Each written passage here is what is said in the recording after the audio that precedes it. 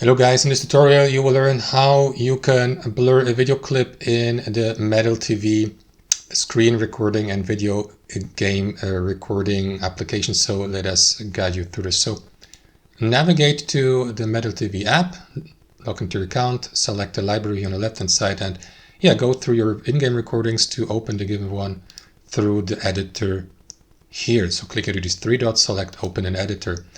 Then guys, what you want to do is here select the video clip on your timeline.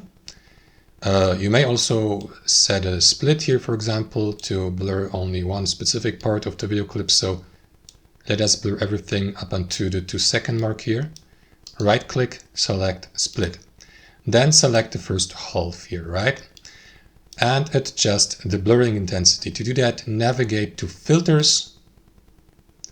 And then what you want to do, guys, is, into effects and select the blur here. Apply the blur intensity, so that's the standard default blurring, but you may customize that by clicking into that pencil icon to edit the properties.